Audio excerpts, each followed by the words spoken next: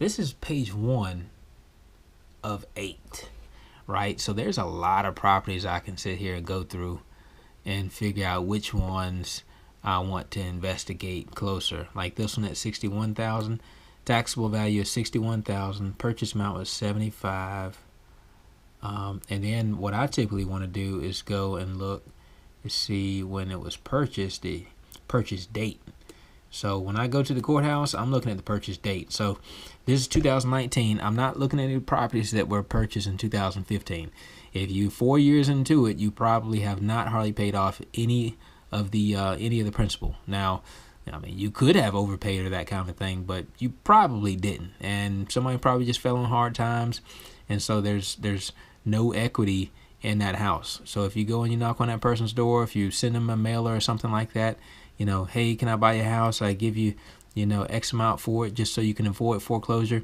And people will do that.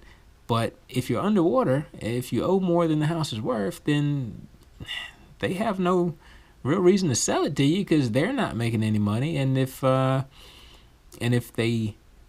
offer them less than what the bank is, what they owe on it, then that's what you call a short sale. And you have to deal with the bank on that. All right, so you're not dealing with the homeowner, which is like just a payoff or something like that. You're dealing with the bank. All right, let's see. So I'd be looking for something. Can you see me? Yeah, there we go. All right, so I'd be looking for something. Purchase date. So this is 2019. I typically look for 10 15 years into it. So 2004-ish. All right, so 10 13 9 6 99. All right, there's one for 99, but it said 160,000. And the way my bank account is set up, 160,000. Until some of y'all ready to jump on board, we're gonna say that for later. All right, so I'm looking primarily in like the 80,000 range. All right. Oh, High Point, and I know this road, and I think this one will be one to go for. All right, so this is like on Triangle Lake Road. It's a house that was purchased in 2002. The purchase amount was $85,000. What's owed on it is $74,000. And like I said, back from 2002. Now, 17 years into it, they must have did second mortgages or something. Hard to owe $74,000 on a property that you initially paid $85,000 for 17 years ago. I know there's some high interest rates out there, but that one will be astronomical. All right, and this house was actually built in 2002, so this is kind of a newer house, which sounds pretty good. That sale date is 2/26, so I'd be curious to see what that was going for over on the bid list. So that one is SP 2134. So let's see what it's going for. SP 2134 right here.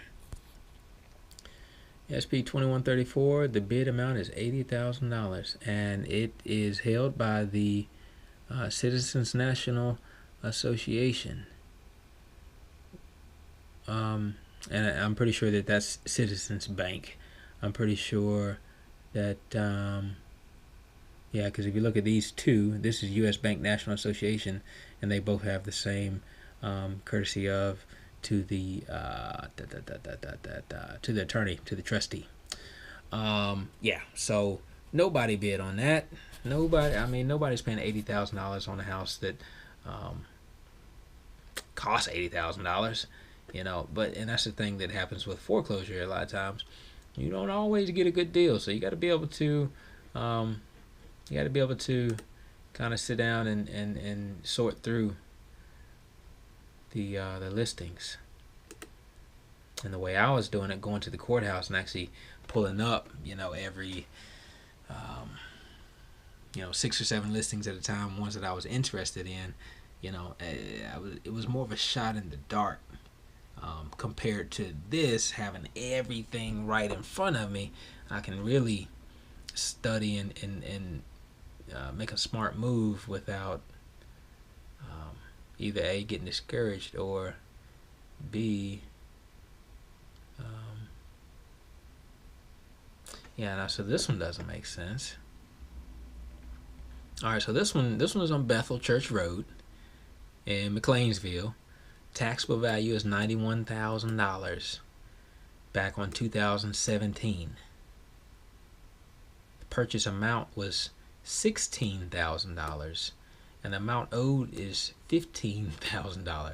So to me it sounds like somebody probably had a piece of property that they owned outright, was given to them by the family or something like that, worth $90,000. Might be a house, might be land. Let's see, we can look at the square footage on here. That's why I love this. Wow, costs a little bit of money, but man. All right, so this is on 2.5 acres in McLeansville. All right, 4-wheeler riding area right there. All right, 3 bed, 2 bath, built in 1985. Not bad. 1,000 square feet, not bad.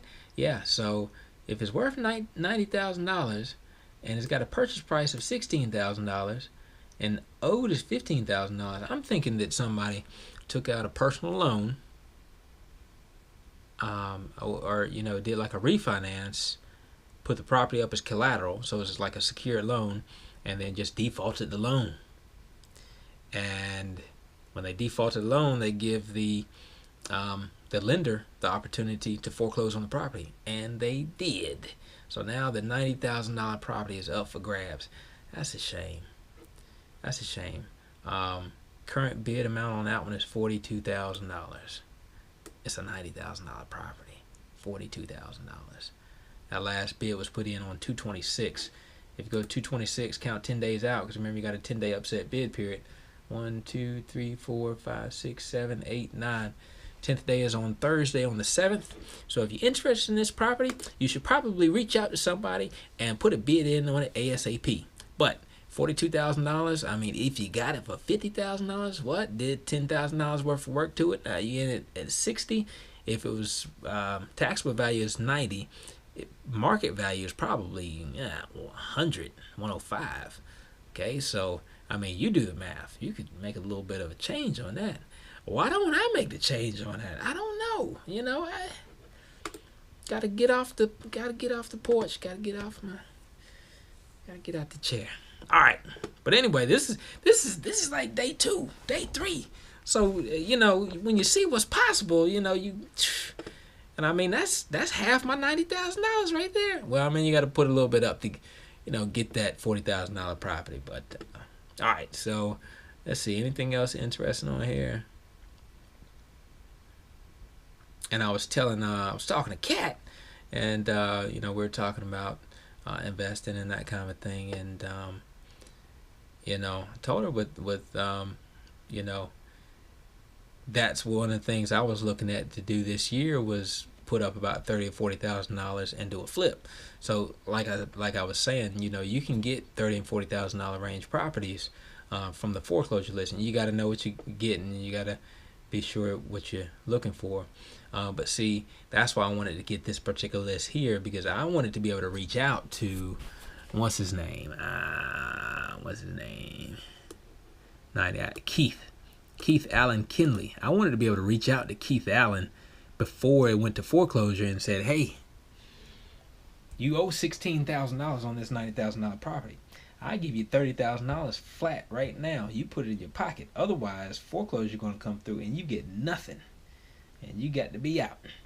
At least that way you pocket, another 15, and I'm in it for, I'm $60,000 to the good.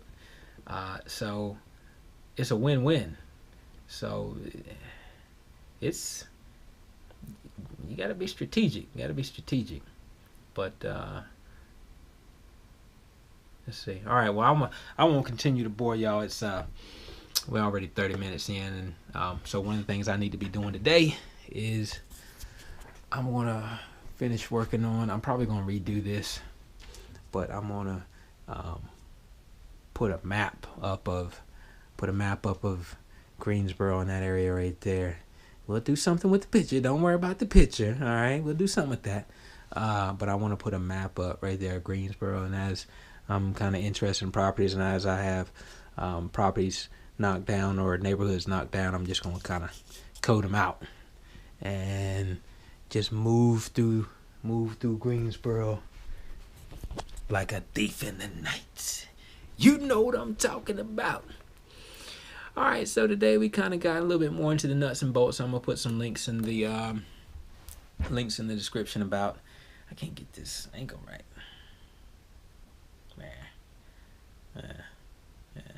All right, I'll put some links in the description about. Let's see. So, Bigger Pockets. If you're interested in real estate, go to Bigger Pockets. They got a lot of information on there from actually veteran investors. I'm not a veteran investor. I just dabble, right? But they got a lot of information on there. Forums you can go in. People have questions. Other people answer. Veterans answer. I mean, it's an awesome place to go to. And then there was another website or something I was going to put up. But if you have questions or you got something you want me to kind of talk about over the next couple days, drop a link in the comments, and then I'll be sure to put those things on the topic for the next time we get together. All right, peace.